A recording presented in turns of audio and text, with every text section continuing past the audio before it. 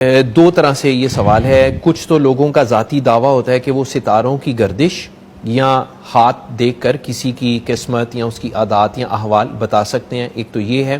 دوسرا اس کا سوال کا جو دوسرا رخ ہے وہ یہ کہ کچھ لوگ ایسے لوگوں کے پاس جاتے ہیں یا ان سے رابطہ کرتے ہیں جو ان کو ستاروں کی چال بتاتے ہیں, ان کا ستارہ کون سا ہے, وہ کس ماہ میں پیدا ہوا, اس ماہ میں پیدا ہوا تو اس کا ستارہ یہ ہوگا. اس طرح کے لوگوں کے پاس جاتے ہیں اور اس سے پھر وہ اپنے معاملات میں رہنمائی لیتے ہیں. ستارہ گردش میں ہے جی بالکل, فلاں کا ستارہ آج کل بہت روشن ہے. جی ہاں, تو وہ زائچہ بنا کے یا کسی طرح سے ستاروں سے رہنمائی لے کے تو وہ لوگ جو ہے نا اپنی معاملات کو کرنے کے لیے اس میں سے راہ نکالتے ہیں. تو کیا ایسا کرنا یا ایسے لوگوں کے پاس جانا کیسا ہے اور اس معاملے کی کیا شرعی حیثیت ہے؟ پہلی چیز کہ مختلف برج یا ستارے جیسے کو نام ہے عقرب, زحل اور فلاں جدی اور زہرہ, یہ بہت سارے. تو یہ جو علم فلکیات کے جانے والوں نے نام بنائے ہوئے ہیں, شریعت میں ان کی کوئی حیثیت نہیں ہے. دوسری چیز کہ اللہ رب العزت نے یہ جو ستارے بنائے ہیں تو ان کی خود حکمت بتائی ہے کہ یہ ہم نے بنائے کیوں ہیں. سورہ ملک میں اللہ رب العزت فرماتے ہیں وَلَقَدْ زَيَّنَّا السَّمَاءَ الدُّنْيَا بِمَصَابِيحَ, سبحان اللہ, کہ ہم نے آسمان دنیا کو خوبصورت چراغوں کے ساتھ مزین کیا ہے. سبحان اللہ. اور دوسرا فائدہ کہ شیطان جب آسمان کی خبریں چوری کرنے کے لیے اوپر جاتے ہیں تو فرشتے ان کو وہ ستارے مارتے ہیں, جلتے ہوئے شہاب ثاقب مارتے ہیں. صحیح. تو یہ شیطان کو بگانے کا بھی ذریعہ ہے. اور تیسرا فائدہ فرمایا وَعَلَامَاتٍ وَبِالنَّجْمِ هُمْ يَهْتَدُونَ, کہ یہ ستارے جو ہیں یہ مسافروں کے لیے رستے کی رہنمائی دیتے ہیں.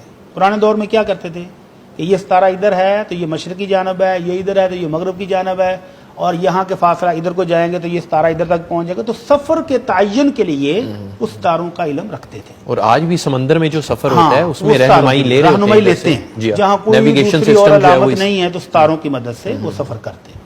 یہ تو ہے جائز علوم, ان کو سیکھنا سکھانا درست ہے. اب دوسری چیز کہ اگر کوئی شخص سمجھتا ہے کہ ان ستاروں کی وجہ سے کسی شخص کی زندگی میں نفع یا نقصان ہو سکتا ہے تو یہ شرک اکبر ہے. اللہ اکبر.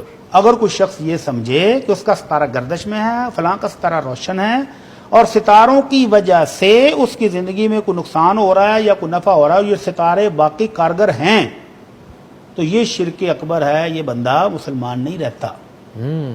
اور اگر کوئی شخص یہ سمجھتا ہے کہ یہ ستارے جو ہیں ان کا علم میرے پاس ہے, میں غیب کا علم جانتا ہوں کہ یہ ستارہ طلوع ہوگا تو تمہاری زندگی میں یہ ہوگا, یہ ستارہ اب طلوع ہوا تو تمہاری زندگی میں یہ ہونے والا ہے, تو یہ جو غیب کا علم کا دعویٰ کر رہا ہے تو یہ بھی مجرم ہے.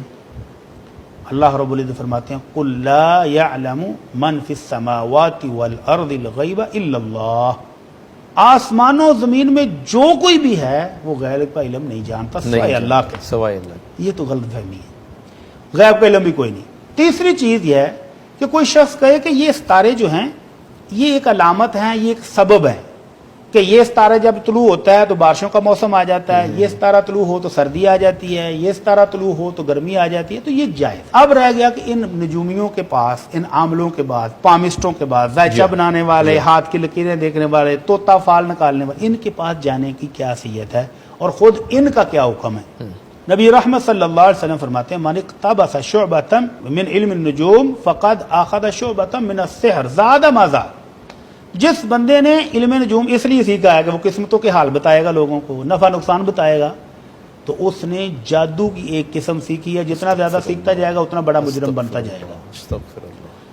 تو جو شخص ان کے پاس قسمت کا حال جاننے کے لیے جاتا ہے, لو جناب میرا زائچہ بنا کے بتائیں کہ میرا دبئی کا سفر کیسا رہے گا, ٹور پہ جا رہا ہوں, میں اس سال بزنس شروع کرنے لگا ہوں, شروع کروں کہ نہ کروں, شادی کرنا چاہ رہا ہوں, کروں کہ نہ کروں, تو اللہ کے رسول صلی اللہ علیہ وسلم فرماتے من اتا عرافن, جو اس طرح کے عاملوں کے پاس جاتا ہے, لم تقبل له صلاۃ 40 یوما, 40 دن تک اس کی نماز ہی قبول نہیں ہوتی. اللہ اکبر, اللہ اکبر. اور اب اگر اس دوران وہ فوت ہو گیا تو کیا بنے گا؟ پھر اس کی کیا. اور دوسرے فرمانے عالی میں آپ نے فرمایا من اتا کاہنا, نجومی, ان کے پاس جو شخص جائے فصدقہ بما یقول, اور اس کی باتوں کی تصدیق بھی کرے. ہاں جی نجومی صاحب, پامسٹ صاحب, آپ نے صحیح بتایا, آپ کا زائچہ پہلے بھی میں نے بنایا تھا, بہت ٹھیک تھا, جو اس طرح کی بیہودگی کر کے آتا ہے فقد کافر بما انزل علی ابی القاسم صلی اللہ علیہ وسلم، یا کہا فقد کافر بما انزل علی محمد صلی اللہ علیہ وسلم، علیہ وسلم، وہ شریعت محمدی کا ہی منکر ہے. اللہ اکبر.